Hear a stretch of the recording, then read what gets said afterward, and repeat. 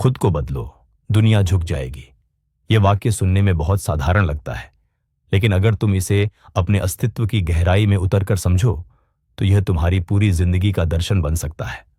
ओशो कहते हैं कि दुनिया को बदलने की कोशिश करना सबसे बड़ी मूर्खता है, क्योंकि दुनिया तुम्हारा आईना है। जो तुम हो वही तुम्हें दिखाई देता है। अगर तुम अंधेरे में हो तो पूरी दुनिया तुम्हें अंधेरी लगेगी। अगर तुम्हारे भीतर रोशनी है तो दुनिया रोशन दिखेगी। मनुष्य हमेशा बाहर की तरफ दौड़ता है। वह सोचता है कि हालात बदल जाए, लोग बदल जाए, किस्मत बदल जाए, तब जीवन सुंदर होगा। लेकिन ओशो कहते हैं जीवन तब बदलता है जब तुम बदलते हो, क्योंकि जीवन बाहर नहीं है, वह तुम्हारे भीतर घट रहा है। तुम्हारे भीतर जो अशांति है वही तुम्हारे संबंधों में संघर्ष बनकर उभरती है। तुम्हारे भीतर जो भय है वही समाज में तुम्हें असुरक्षा दिखाता है, और तुम्हारे भीतर जो प्रेम है वही प्रेम बाहर तुम्हें दिखाई देता है। खुद को देखो, क्या तुम वही हो जो बचपन में थे? नहीं, हर दिन तुम बदल रहे हो, लेकिन अनजाने में। यह परिवर्तन अगर जागरूक होकर किया जाए तो वही आत्मविकास कहलाता है। ओशो कहते हैं खुद को बदलना कोई काम नहीं है, यह एक समझ है। जब तुम समझ जाते हो कि तुम ही तुम्हारी दुनिया का केंद्र हो, तो फिर तुम दूसरों को बदलने की जरूरत महसूस नहीं करते, क्योंकि तुम जानते हो जब केंद्र शांत है तो परिधि भी शांत हो जाती है। जैसे एक तालाब में पत्थर डालो तो लहरें बाहर की ओर जाती हैं, वैसे ही तुम्हारे भीतर की तरंगें पूरे ब्रह्मांड को प्रभावित करती है। अगर तुम्हारे भीतर प्रेम की लहरें हैं तो तुम्हारे आसपास प्रेम ही फैलता है। अगर तुम्हारे भीतर द्वेष है तो तुम्हारे चारों ओर संघर्ष ही पनपता है। इसलिए ओशो कहते हैं तुम्हारे सिवा कोई शत्रु नहीं, तुम्हारे सिवा कोई उद्धारक नहीं। लोग अक्सर शिकायत करते हैं दुनिया बुरी है, लोग झूठे हैं, कोई सच्चा नहीं है। लेकिन क्या तुम खुद अपने साथ सच्चे हो? क्या तुम वही हो जो दिखते हो? क्या तुम्हारे शब्द और तुम्हारे कर्म में एकता है? ओशो कहते हैं जब तुम खुद को झूठ से मुक्त करते हो तब तुम सच्चाई को बाहर भी देखने लगते हो। इसलिए सबसे पहले खुद के भीतर देखो। अपनी कमजोरियों से भागो मत, उन्हें गले लगाओ। जो चीज तुम्हें सबसे ज्यादा डराती है वहीं तुम्हारा सबसे बड़ा परिवर्तन छिपा है। लोग दूसरों को झुकाने की कोशिश करते हैं, सत्ता से, ताकत से, पैसे से। लेकिन असली ताकत वह नहीं जो किसी को झुका दे। असली ताकत वह है जो खुद को समझ ले, क्योंकि जब तुम खुद को समझ लेते हो तो झुकाने की जरूरत नहीं पड़ती। दुनिया अपने आप झुकती है। ओशो कहते हैं जिसे खुद पर अधिकार मिल गया उसे किसी और पर अधिकार की चाह नहीं रहती। जब तुम अपने क्रोध पर, अपने अहंकार पर, अपने विचारों पर, अपनी इच्छाओं पर जागरूक हो जाते हो तब तुम्हारा अस्तित्व सुगंध बन जाता है। और जब सुगंध आती है तो फूलों को बोलना नहीं पड़ता, लोग खुद झुक जाते हैं। खुद को बदलने का मतलब यह नहीं कि तुम किसी और जैसे बनो, बल्कि इसका अर्थ है कि तुम खुद के असली रूप में आओ। हम सब ने समाज के नकाब पहन रखे हैं, दूसरों को खुश करने के, सम्मान पाने के, स्वीकार्यता की चाह के। लेकिन ओशो कहते हैं जिस दिन तुम नकाब उतारते हो उसी दिन तुम जन्म लेते हो। तुम्हें दुनिया को प्रभावित करने के लिए किसी अभिनय की जरूरत नहीं, बस असली बनो, सच्चे बनो, जागरूक बनो। यह समझ लो जब तुम अपने भीतर शांति पाते हो तब तुम्हारे चारों ओर संघर्ष अपने आप मिटने लगता है। जब तुम खुद से प्रेम करते हो तब तुम्हारे चारों ओर प्रेम फैलने लगता है। जब तुम खुद को माफ करते हो तब तुम दूसरों को माफ कर पाते हो। और यही वह बिंदु है जहां दुनिया तुम्हारे सामने झुकती नहीं, बल्कि तुम्हारे साथ नृत्य करने लगती है। ओशो कहते हैं तुम्हारा परिवर्तन दुनिया का सबसे बड़ा उपहार है, क्योंकि जब एक व्यक्ति बदलता है तो उसकी तरंगें अनगिनत लोगों तक जाती हैं। एक दीपक जलाओ तो अंधेरा अपने आप भाग जाता है। वैसे ही एक जागा हुआ व्यक्ति पूरी मानवता में प्रकाश फैला देता है। इसलिए दूसरों को बदलने से पहले ठहरो, अपनी आंखें बंद करो, अपने भीतर झांको। वहां जो अराजकता है उसे स्वीकारो, जो प्रेम है उसे जगाओ, जो भय है उसे समझो, और जो तुम नहीं हो उसे छोड़ दो। फिर देखना, जिस दुनिया को तुम झुकाना चाहते थे वह खुद तुम्हारे सामने सिर झुका देगी। क्योंकि जब इंसान खुद को जीत लेता है तो फिर कोई युद्ध नहीं बचता। ओशो कहते हैं खुद को जानो, यही धर्म है। खुद को बदलो, यही क्रांति है। और जब यह क्रांति तुम्हारे भीतर घटती है तो पूरा अस्तित्व तुम्हारे साथ झूम उठता है। खुद को बदलो, दुनिया झुक जाएगी, क्योंकि दुनिया कोई और नहीं, तुम ही हो। लेकिन यह क्रांति घटती कैसे है? यह समझ जो बदलने की बात करती है, यह आती कहां से है? यह जागरूक होकर बदलने की प्रक्रिया क्या है?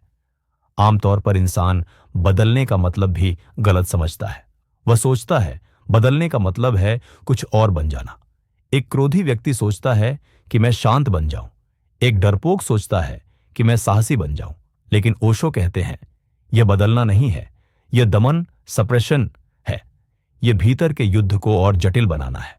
तुम क्रोध को दबाकर शांत होने का अभिनय कर सकते हो, लेकिन वह क्रोध मरा नहीं, वह बस सतह के नीचे चला गया। वह तुम्हारे भीतर जहर बन जाएगा। वह किसी और रूप में फूटेगा, बीमारी बनकर, चिड़चिड़ाहट बनकर, या उन लोगों पर निकलकर जो तुमसे कमजोर है। तो फिर असली बदलाव क्या है? ओशो कहते हैं असली बदलाव करने, डूइंग से नहीं, देखने, सीइंग से आता है। इसे कहते हैं साक्षी भाव, द आर्ट ऑफ विटनेसिंग। साक्षी भाव क्रांति का पहला सूत्र। जब तुम्हारे भीतर क्रोध उठे तो उसे दबाओ मत, और नहीं उस क्रोध को किसी पर फेंको। बस एक काम करो, ठहर जाओ और उसे देखो। देखो कि क्रोध तुम्हारे शरीर में कहां कहां महसूस हो रहा है। तुम्हारी मुट्ठियां भींच रही हैं, सांसें तेज हो गई हैं, दिल जोर से धड़क रहा है। देखो कि तुम्हारे मन में क्या विचार चल रहे हैं। बस एक दर्शक बनकर देखो, जैसे तुम आसमान में बादल देख रहे हो। न पक्ष लो, न विपक्ष। न कहो क्रोध बुरा है, न कहो क्रोध अच्छा है। कोई निर्णय मत लो। ओशो कहते हैं जागरूकता की रोशनी में जो भी देखा जाता है वह रूपांतरित हो जाता है। जब तुम अपने क्रोध को, अपनी ईर्ष्या को, अपने भय को बिना किसी निर्णय के पूरी स्वीकृति के साथ देखना शुरू करते हो तो एक चमत्कार घटता है। तुम पाते हो कि जिसे तुम मैं समझ रहे थे, मैं क्रोधी हूं, वह मैं नहीं है। वह मन में उठी एक लहर है, और तुम देखने वाले हो, जैसे ही देखने वाले। साक्षी और दिखने वाली चीज, क्रोध के बीच यह दूरी बनती है। तुम्हारी ऊर्जा क्रोध से हटकर देखने में लग जाती है, और बिना ऊर्जा के कोई चीज जिंदा नहीं रह सकती। क्रोध धीरे धीरे शांत हो जाता है। यह शांति दवाई हुई नहीं है, यह समझ से आई है। यह है असली बदलाव। तुमने खुद को नहीं बदला, तुमने खुद को जाना, और खुद को जानते ही जो व्यर्थ था वह झड़ गया। अहंकार, वह नकाब जिसे तुम खुद समझते हो। हम सब ने जो नकाब पहने हैं, जैसा कि पहले कहा गया, वे नकाब ही हमारा अहंकार, ईगो है। अहंकार क्या है? वह तुम्हारी झूठी पहचान है। मैं डॉक्टर हूं, मैं अमीर हूं, मैं सुंदर हूं, मैं बुद्धिमान हूं, या मैं गरीब हूं, मैं बदसूरत हूं। ये सब अहंकार के रूप हैं। यह वह मैं है जो समाज ने तुम्हें दिया है, और यह मैं हमेशा बाहर से मान्यता, वैलिडेशन चाहता है। यही मैं है जो दुनिया को झुकाना चाहता है। यह अहंकार कहता है लोग मेरी इज्जत करें, लोग मेरी बात माने, मेरा प्रभुत्व हो। लेकिन अहंकार जितना बड़ा होता है, इंसान भीतर से उतना ही खोखला और डरा हुआ होता है। उसे डर लगता है कि अगर किसी ने इज्जत नहीं दी तो मेरा मैं टूट जाएगा। ओशो कहते हैं जब तुम खुद को बदलने की यात्रा पर निकलते हो तो तुम्हारा असली संघर्ष दुनिया से नहीं, अपने इसी अहंकार से होता है। अहंकार तुम्हें साक्षी नहीं बनने देगा, वह तुरंत निर्णय देगा। यह विचार गलत है, इसे रोको। यह भावना कमजोरी है, इसे छुपाओ। अहंकार तुम्हें कभी अपनी कमजोरियों को गले नहीं लगाने देगा, क्योंकि वह तो बस अपनी महानता का नाटक करना चाहता है। जिस क्षण तुम अपने अहंकार की इस चाल को पकड़ना शुरू करते हो, जिस क्षण तुम देखते हो कि यह मैं जो इतना परेशान हो रहा है, यह असली मैं नहीं बल्कि सिर्फ विचारों का एक संग्रह है, उसी क्षण तुम नकाब उतारने की हिम्मत जुटा पाते हो। और जिस दिन नकाब गिरता है, अहंकार विदा होता है, उस दिन तुम जन्म लेते हो। तुम प्रामाणिक, ऑथेंटिक होते हो। एकांत बनाम अकेलापन, अलोननेस वर्स लोनलीनेस। दुनिया को बदलने की कोशिश इसलिए भी व्यर्थ है क्योंकि यह कोशिश अकेलेपन, लोनलीनेस से पैदा होती है। इंसान भीतर से अकेला है, खाली है। वह इस खालीपन से डरता है, इसलिए वह बाहर दौड़ता है, रिश्तों में, भीड़ में, काम में, पैसे में, सत्ता में। वह सोचता है कि अगर मैं दुनिया को जीत लूं, अगर सब लोग मुझे प्रेम करें तो मेरा अकेलापन भर जाएगा। लेकिन ऐसा कभी होता नहीं। ओशो कहते हैं, अकेलापन एक नकारात्मक अवस्था है, यह किसी की कमी महसूस होना है, जबकि एकांत, अलोननेस, एक सकारात्मक अवस्था है, यह खुद की उपस्थिति को महसूस करना है। जब तुम साक्षी भाव का अभ्यास करते हो, जब तुम अपने विचारों और भावनाओं को बस देखते हो, तो तुम धीरे धीरे बाहर की दुनिया से हटकर अपने केंद्र में स्थिर होने लगते हो। तुम पहली बार खुद के साथ होते हो। यह एकांत है। यह वह अवस्था है जहां तुम्हें किसी दूसरे की जरूरत नहीं है खुश होने के लिए। तुम अपनी ही मौजूदगी में आनंदित हो। तुम खुद के लिए पर्याप्त हो। यह वह अवस्था है जहां तुम भिखारी नहीं रहते, तुम सम्राट बन जाते हो। और ओशो का सबसे गहरा सूत्र यही है, जब तुम प्रेम के भिखारी होते हो तो तुम्हें दुनिया में सिर्फ भिखारी मिलते हैं। जब तुम प्रेम के सम्राट बनते हो तब तुम दूसरे सम्राटों से मिलते हो। जो व्यक्ति अपने एकांत में मग्न है, उसका प्रेम मांग नहीं, उपहार बन जाता है। वह प्रेम इसलिए नहीं करता कि उसे कुछ चाहिए। वह प्रेम इसलिए करता है क्योंकि उसके पास प्रेम इतना ज्यादा है कि उसे बांटना ही पड़ता है। जैसे एक बादल को बरसना ही पड़ता है या एक फूल को अपनी सुगंध फैलानी ही पड़ती है। तब दुनिया झुकती नहीं, तुम्हारे साथ झूमती है। अब उस अंतिम वाक्य पर वापस आते हैं, खुद को बदलो, दुनिया झुक जाएगी। जब तुम इस यात्रा से गुजरते हो, जब तुम साक्षी बनते हो, अहंकार को समझते हो और अपने एकांत में स्थित हो जाते हो, तो तुम्हारे भीतर जो घटता है वह है परम शांति। तुम अब दुनिया को बदलने नहीं जाते, तुम्हें जरूरत ही नहीं है। तुम अब किसी से कुछ मांगते नहीं। तुम शिकायत नहीं करते कि लोग बुरे हैं, क्योंकि तुम जानते हो कि वे बस अपने अहंकार के नकाब में जी रहे हैं। वे बस अज्ञान में हैं। तुम्हारे भीतर उनके लिए घृणा नहीं, करुणा, कंपैशन पैदा होती है। और चमत्कार तब घटता है जब तुम किसी से कुछ नहीं चाहते, तब लोग तुम्हें सब कुछ देना चाहते हैं। जब तुम किसी को झुकाना नहीं चाहते, तब लोग तुम्हारे सामने सम्मान में खुद झुक जाते हैं। क्यों? क्योंकि एक ऐसे व्यक्ति के पास होना जिसके भीतर कोई संघर्ष नहीं है, जो अपने केंद्र में स्थित है, जो प्रेम से भरा है, यह एक ताजी हवा के झोंके जैसा है। यह एक मरुस्थल में नखलिस्तान ओएसिस मिलने जैसा है। लोग तुम्हारी सत्ता, पावर के आगे नहीं झुकते। वे तुम्हारी उपस्थिति, प्रेजेंस, तुम्हारी शांति, पीस और तुम्हारी प्रामाणिकता, ऑथेंटिसिटी के आगे झुकते हैं। उन्हें तुम्हारे पास बैठकर पहली बार वैसा ही महसूस होता है जैसा तुम अपने भीतर महसूस कर रहे हो, शांत, आनंदित। यही वह सुगंध है जिसका जिक्र पहले किया गया था। फूल को बुलाना नहीं पड़ता, भंवरे खुद खींचे चले आते हैं। क्रांति का अंतिम चरण, शून्यता, द वॉइड। यात्रा का अंतिम पड़ाव है शून्य को स्वीकार करना। जब तुम अपने सारे नकाब उतार देते हो, अपने विचार, अपनी मान्यताएं, अपना मैं, तो भीतर एक खालीपन महसूस होता है। यह पहले डराएगा। यह वह शून्य है जिससे हम सब भाग रहे हैं। लेकिन ओशो कहते हैं, यह शून्य ही पूर्ण है। यह वह खाली कैनवास है जिस पर अस्तित्व चित्र बना सकता है। यह वह मौन है जिससे असली संगीत पैदा होता है। जब तुम इस शून्य में ठहर जाते हो तो तुम नहीं रहते, तुम अस्तित्व हो जाते हो। तब तुम्हारा बदलना सिर्फ तुम्हारा बदलना नहीं है, यह ब्रह्मांडीय चेतना, कॉस्मिक कॉन्शियसनेस का तुम्हारे माध्यम से प्रकट होना है। तब तुम जो करते हो वह सही होता है। तब तुम जो बोलते हो वह सत्य होता है। तब तुम्हारा होना ही एक उत्सव बन जाता है। इसलिए यात्रा बाहर की नहीं, भीतर की है। यह कुछ बनने की यात्रा नहीं, बल्कि जो तुम नहीं हो उसे छोड़ देने की यात्रा है। यह युद्ध नहीं, यह विश्राम है। यह प्रयास नहीं, यह समझ है। यह दुनिया को जीतने की दौड़ नहीं, यह खुद में घर वापस लौटने की शांति है। और जब तुम अपने घर लौट आते हो, जब तुम अपने केंद्र में विराजमान हो जाते हो, तब दुनिया कहां है, तब आईना कहां है। तब देखने वाला और दिखने वाला एक हो जाता है। तब तुम ही आईना हो और तुम ही प्रतिबिंब। तब झुकाने वाला कोई नहीं और झुकने वाला कोई नहीं। बस एक ही नृत्य बचता है, अस्तित्व का, आनंद का।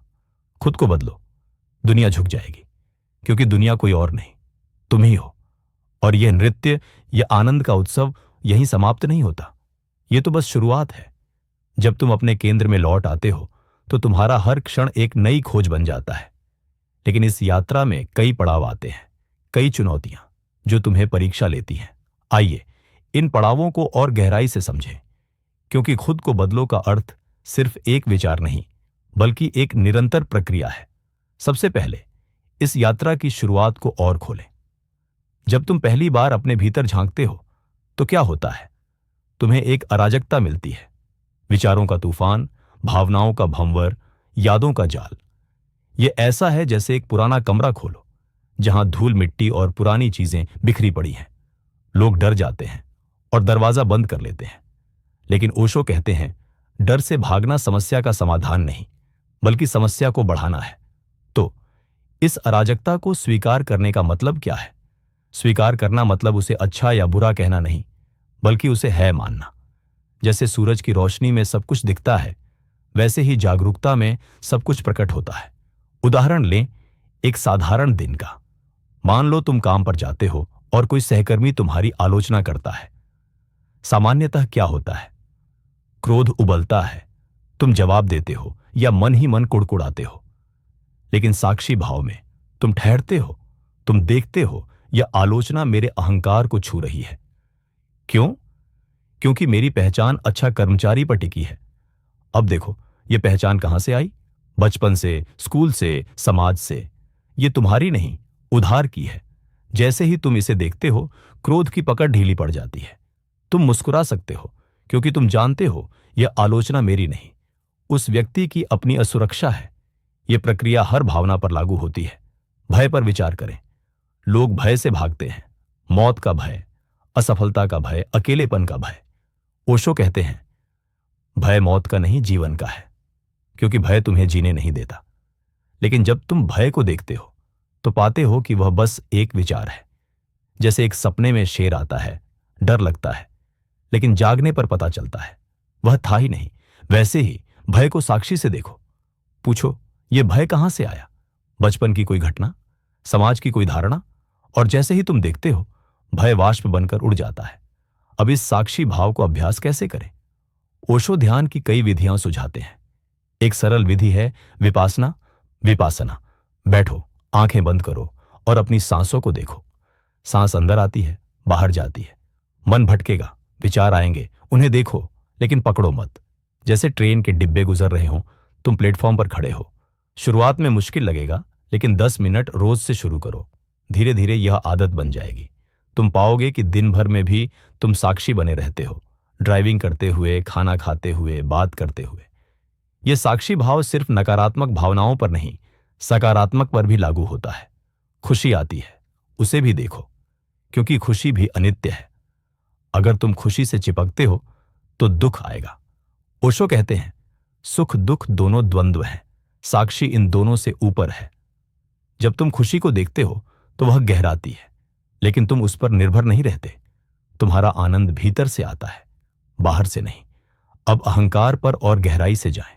अहंकार सिर्फ एक नकाब नहीं, बल्कि एक पूरा किला है जो तुमने खुद के चारों ओर बना लिया है। यह किला तुम्हें सुरक्षित महसूस कराता है, लेकिन वास्तव में कैद करता है। ओशो की एक कहानी याद आती है। एक राजा था जो अपने महल में रहता था, लेकिन बाहर की दुनिया से डरता था। वह महल मजबूत था, लेकिन राजा कभी खुश नहीं था। एक दिन एक सन्यासी आया और कहा, महल तोड़ो, तब आजादी मिलेगी। राजा डरा, लेकिन कोशिश की। जैसे जैसे दीवारें गिरीं, वह बाहर की हवा महसूस करने लगा। वैसे ही अहंकार का किला तोड़ना पड़ता है। कैसे तोड़ें? फिर वही देखकर। जब अहंकार उठे जैसे मैं सबसे बेहतर हूं, तो देखो यह विचार कहां से आया। क्या यह सच है या सिर्फ दूसरों से तुलना है? ओशो कहते हैं तुलना हिंसा है, क्योंकि तुलना से ईर्ष्या जन्म लेती है और ईर्ष्या से संघर्ष। जब तुम देखते हो कि अहंकार तुलना पर टिका है तो वह कमजोर पड़ता है। तुम पाते हो कि हर व्यक्ति अनोखा है, कोई बेहतर बुरा नहीं। उदाहरण से समझे, मान लो तुम एक कलाकार हो और कोई दूसरा कलाकार प्रसिद्ध हो जाता है। अहंकार कहता है वह मेरी नकल कर रहा है, मैं बेहतर हूं। लेकिन साक्षी में देखो, यह ईर्ष्या है। क्यों? क्योंकि तुम्हारी पहचान प्रसिद्ध कलाकार पर टिकी है। अगर तुम देखो तो पाओगे कि तुम्हारी कला खुद में पूर्ण है, प्रसिद्धि बाहर की है। जैसे ही यह समझ आती है, ईर्ष्या जाती है और तुम दूसरे की सफलता में खुश होते हो। अहंकार के कई रूप हैं। सकारात्मक और नकारात्मक। सकारात्मक अहंकार मैं श्रेष्ठ हूं, नकारात्मक मैं निकम्मा हूं। दोनों झूठे हैं। ओशो कहते हैं नकारात्मक अहंकार भी अहंकार है क्योंकि वह ध्यान खींचता है। लोग कहते हैं मैं दुखी हूं ताकि दूसरे सहानुभूति दें, लेकिन यह भी नाटक है। साक्षी में दोनों को देखो, दोनों गिरेंगे। अब एकांत पर और विस्तार। एकांत कोई सजा नहीं, वरदान है। लेकिन समाज ने हमें सिखाया है कि अकेला होना बुरा है। बच्चे से कहते हैं दोस्त बनाओ, अकेले मत रहो। परिणाम, हम हमेशा भीड़ में रहते हैं लेकिन भीतर खाली। ओशो कहते हैं भीड़ में तुम कभी खुद को नहीं जान सकते क्योंकि भीड़ तुम्हें व्यस्त रखती है। एकांत में जब कोई व्याकुलता नहीं, तब तुम खुद से मिलते हो। कैसे एकांत का अभ्यास करें? रोज कुछ समय अकेले बिताओ, बिना फोन, बिना टीवी। प्रकृति में घूमो या बस बैठो। शुरुआत में अकेलापन लगेगा, विचार आएंगे, कुछ करो, किसी से बात करो, लेकिन देखो उन विचारों को, वे भागने की कोशिश है। जैसे जैसे तुम ठहरते हो, अकेलापन एकांत में बदलता है। तुम पाते हो कि तुम्हारा भीतर एक पूरा ब्रह्मांड है। शांति, रचनात्मकता, आनंद। एकांत में प्रेम की नई परिभाषा मिलती है। सामान्य प्रेम में मैं तुझे प्यार करता हूं क्योंकि तू मुझे पूरा करता है, लेकिन एकांत में मैं तुझे प्यार करता हूं क्योंकि मैं पहले से पूरा हूं और तुझे बांटना चाहता हूं। यह प्रेम स्वतंत्र करता है, बांधता नहीं। ओशो कहते हैं सच्चा प्रेम स्वतंत्रता है क्योंकि यह मांग नहीं, देना है। अब करुणा पर बात करें। जब तुम केंद्रित होते हो तो दूसरों के लिए करुणा आती है। करुणा सहानुभूति से अलग है। सहानुभूति में तुम दुखी हो जाते हो, करुणा में तुम मदद करते हो बिना प्रभावित हुए। जैसे बुद्ध का उदाहरण, वे दुख देखते हैं लेकिन शांत रहते हैं और मदद करते हैं। ओशो कहते हैं करुणा तब आती है जब तुम्हारा दुख समाप्त हो जाता है क्योंकि तुम जानते हो कि दूसरों का दुख उनका अज्ञान है। तुम उन्हें जगा सकते हो लेकिन जबरदस्ती नहीं। यह करुणा तुम्हारे संबंधों को बदल देती है। परिवार में, दोस्तों में तुम अब लड़ते नहीं, समझते हो। अगर कोई गुस्सा करता है, तुम देखते हो यह उसका भय है। तुम शांत रहते हो और वह शांत हो जाता है। यही वह जादू है जहां दुनिया झुकती है। लोग कहते हैं तुम्हारे पास आकर शांति मिलती है। वे झुकते हैं क्योंकि तुम्हारी उपस्थिति उन्हें ऊपर उठाती है। अब शून्यता को और खोलें। शून्यता डरावनी लगती है क्योंकि हम भरे रहने के आदी हैं, विचारों से, इच्छाओं से। लेकिन शून्यता ही सृजन का स्रोत है। जैसे बीज खाली होता है लेकिन उसमें पेड़ छिपा है। ओशो कहते हैं शून्य में डूबो, तब पूर्णता मिलेगी। जब तुम शून्य में ठहरते हो, कोई मैं नहीं बचता। तुम अस्तित्व के साथ एक हो जाते हो। यह समाधि है। इस अवस्था में तुम्हारा हर कर्म सहज होता है। तुम सोचते नहीं, घटता है, जैसे नदी बहती है बिना प्रयास। ओशो की भाषा में यह जेन है, सहजता। तुम अब दुनिया को नहीं बदलते, लेकिन तुम्हारा होना दुनिया बदल देता है। एक व्यक्ति की तरंगें हजारों को छूती हैं, जैसे गांधी या बुद्ध। वे लड़े नहीं, लेकिन दुनिया बदली। यह यात्रा जीवन भर की है, हर दिन नया है। ओशो कहते हैं जागरूकता निरंतर है। अगर तुम भूल जाते हो, फिर से शुरू करो। कोई असफलता नहीं, सिर्फ सीख। अब इस दर्शन को व्यावहारिक जीवन में उतारने पर विचार करें। कामकाजी जीवन में कैसे? सुबह उठो, ध्यान करो, दिन भर साक्षी रहो। अगर तनाव आए, देखो। शाम को समीक्षा करो, कहां चूके। लेकिन बिना निर्णय के धीरे धीरे तुम्हारा काम आनंद बन जाएगा। तुम कुशल हो जाओगे क्योंकि मन शांत है। रिश्तों में प्रेमी से बात करो जैसे साक्षी। अगर झगड़ा हो, ठहरो, देखो अपनी भावनाएं। तुम पाओगे कि ज्यादातर झगड़े अहंकार के हैं। जब तुम शांत रहते हो, रिश्ता गहराता है। स्वास्थ्य में ओशो कहते हैं बीमारी मन से आती है। क्रोध, तनाव बीमार बनाते हैं। साक्षी से वे जाते हैं, स्वास्थ्य आता है। समाज में तुम अब सुधारक नहीं, उदाहरण हो। लोग देखकर बदलते हैं, ओशो की तरह, जो हजारों को जगा गए बिना जबरदस्ती। यह दर्शन पूर्वी और पश्चिमी विचारों का मेल है। पश्चिम कहता है दुनिया बदलो, पूर्व कहता है खुद बदलो। ओशो दोनों को जोड़ते हैं। खुद बदलो, दुनिया बदलेगी। अब कुछ ओशो की अन्य शिक्षाओं को जोड़ें, जैसे ध्यान की सक्रिय विधियां, डायनामिक मेडिटेशन, जहां तुम क्रोध निकालते हो फिर देखते हो, यह कैथारसिस है। या कुंडलिनी ध्यान, जहां ऊर्जा जागती है। ये विधियां यात्रा को आसान बनाती है। ओशो की किताबें पढ़ो, ध्यान, the first and last freedom, at book of ego, वे गाइड हैं। लेकिन याद रखो, ओशो कहते हैं मेरी बातें मानो मत, प्रयोग करो, क्योंकि सत्य व्यक्तिगत है। ये विस्तार जारी है, लेकिन अब और गहराई में जाएं। विचारों की प्रकृति पर। विचार आते जाते हैं, लेकिन तुम रहते हो। ओशो कहते हैं तुम विचार नहीं, विचारों का साक्षी हो। जब तुम विचारों से अलग होते हो, मन शांत होता है। इच्छाओं पर। इच्छाएं दुख देती हैं, क्योंकि वे अधूरी रहती हैं। साक्षी में देखो, इच्छा क्यों? क्या वह जरूरत है या अहंकार? इच्छाएं कम होती है, संतोष आता है कर्म पर। ओशो कहते हैं कर्म फल की चिंता मत करो, कर्म करो, लेकिन साक्षी से, तब कर्म शुद्ध होता है। मौत पर। मौत भय है, लेकिन साक्षी में मौत जीवन का हिस्सा है। ओशो कहते हैं मौत को समझो, जीवन खिलेगा। ईश्वर पर। ओशो कहते हैं ईश्वर बाहर नहीं, तुम्हारे भीतर है, शून्यता में मिलता है। यह सब खुद को बदलो का हिस्सा है। अब कल्पना करें एक दुनिया जहां हर व्यक्ति यह यात्रा करे। कोई युद्ध नहीं, कोई घृणा नहीं, सिर्फ प्रेम और शांति। ओशो का सपना यही था, एक नया मनुष्य जो जागा हुआ हो। तुम भी वह बन सकते हो। शुरू करो आज से, बंद आंखें, झांको भीतर, और याद रखो यह यात्रा अंतहीन है, लेकिन हर कदम आनंद है। और इस आनंद में डूबते हुए हम और गहराई में उतरते हैं। अब इस दर्शन के वैज्ञानिक पक्ष पर विचार करें। आधुनिक मनोविज्ञान ओशो से सहमत है। माइंडफुलनेस, जो बौद्ध ध्यान से आई, साक्षी भाव ही है। अध्ययन दिखाते हैं कि माइंडफुलनेस तनाव कम करती है, खुशी बढ़ाती है। न्यूरोसाइंस कहता है कि ध्यान से ब्रेन के हिस्से बदलते हैं। एमिगडाला, भय का केंद्र, छोटा होता है। प्रीफ्रंटल कॉर्टेक्स, जागरूकता, मजबूत। तो यह सिर्फ आध्यात्मिक नहीं, वैज्ञानिक है। ओशो की शिक्षाएं क्वांटम फिजिक्स से मिलती है। क्वांटम कहता है कि ऑब्जर्वर रियलिटी को प्रभावित करता है, वैसे ही तुम्हारी जागरूकता तुम्हारी दुनिया बदलती है। अब सामाजिक प्रभाव पर।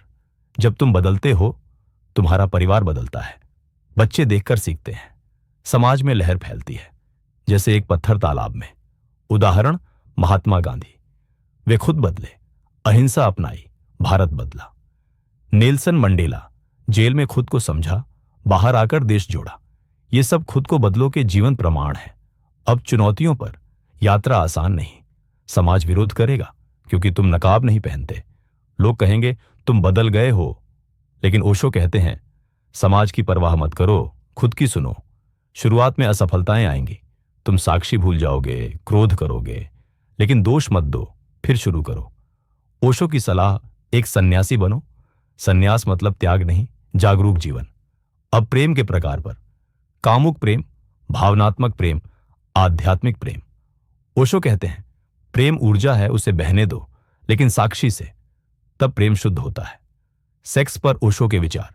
सेक्स पवित्र है अगर जागरूक, वह ध्यान बन सकता है। पैसे पर, पैसा बुरा नहीं, लालच बुरा है, संतुलन रखो। सत्ता पर, सत्ता बाहर की नहीं, भीतर की। यह सब खुद को बदलने का हिस्सा है। अब प्रकृति से सीखें। वृक्ष बदलते हैं, लेकिन सहज। पत्ते झड़ते हैं, नए आते हैं। हम भी वैसे। पशु पक्षी सहज जीते हैं, हम विचारों में उलझे हैं। ओशो कहते हैं पशुओं से सीखो सहजता। अब वैश्विक संदर्भ में। आज की दुनिया, युद्ध, पर्यावरण संकट, सब अहंकार से। अगर हर व्यक्ति खुद बदले, दुनिया ठीक हो जाए। ओशो का संदेश, क्रांति व्यक्तिगत है। यह विस्तार अभी भी जारी है। अब ध्यान की विभिन्न विधियों पर विस्तार। 1. डायनामिक मेडिटेशन, सांस, कैथारसिस, हु, स्टॉप, डांस, ये ऊर्जा निकालती है। 2. नाद ब्रह्म, हमिंग, हैंड मूवमेंट, साइलेंस, शांति लाती है। 3. Kundalini, shaking, dancing, sitting, lying, ऊर्जा जागृत करती है। ये विधियां रोज करो। ओशो के प्रवचन सुनो, किताबें पढ़ो। अब व्यक्तिगत कहानियां। कई लोग ओशो से बदले। एक व्यवसाय जो तनाव में था, ध्यान से शांत हुआ, व्यवसाय फला। एक महिला जो डिप्रेशन में थी, साक्षी से बाहर आई। ये प्रमाण है। ये दर्शन सार्वभौमिक है, हिंदू, बौद्ध, सूफी, सभी में है। ओशो ने इन्हें आधुनिक बनाया। अब अंत में याद रखो, ये पढ़ना काफी नहीं, जीना है। शुरू करो अब। और इस शुरुआत से हम और आगे बढ़ते हैं। अब समझ की अवधारणा को और खोलें। समझ क्या है? ये बौद्धिक नहीं, अनुभवजन्य है। किताब पढ़कर नहीं, अनुभव से आती है। ओशो कहते हैं समझ जीवन से आती है, नहीं तो वह ज्ञान है जो बेकार है। तो खुद को बदलने के लिए जीवन के हर पल को प्रयोगशाला बनाओ। हर घटना को देखो, सीखो। उदाहरण, ट्रैफिक में फंसे हो, अधीरता आती है। देखो, यह अधीरता क्यों? समय की कमी का भय, देखते ही वह जाती है। घर में झगड़ा, देखो अपनी भूमिका। तुम्हारा अहंकार कहां है? यह रोज का अभ्यास है। अब स्वीकृति पर। स्वीकृति मतलब कमजोरी नहीं, ताकत है। ओशो कहते हैं, जो है उसे स्वीकारो, तब बदलाव आता है। विरोध से ऊर्जा बर्बाद होती है। जैसे बीमारी हो, विरोध करो तो दुख बढ़ता है। स्वीकारो, देखो शायद वह सबक है। अब छोड़ना पर। जो तुम नहीं हो तो छोड़ो। मान्यताएं, पूर्वाग्रह। ओशो कहते हैं, खाली हो जाओ, अस्तित्व भरेगा। खाली कैसे? साक्षी से। विचार आए, देखो वे जाते हैं। अब प्रेम को और गहरा। प्रेम खुद से शुरू होता है। खुद से प्रेम करो, तब दूसरों से। ओशो कहते हैं, खुद से प्रेम न कर सको, दूसरों से कैसे?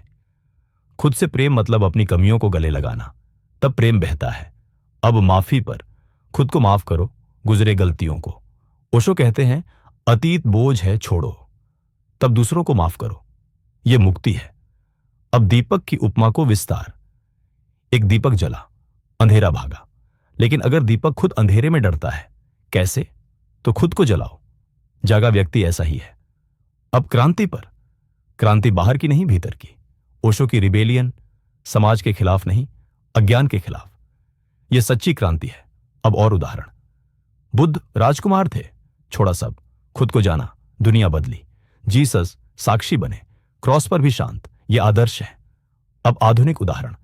एक्वहार्ड टोले, ओशो से प्रभावित, पावर ऑफ नाउ लिखा, लाखों बदले। यह लहर है। अब पर्यावरण से जोड़े। जब तुम केंद्रित हो, प्रकृति से जुड़ते हो।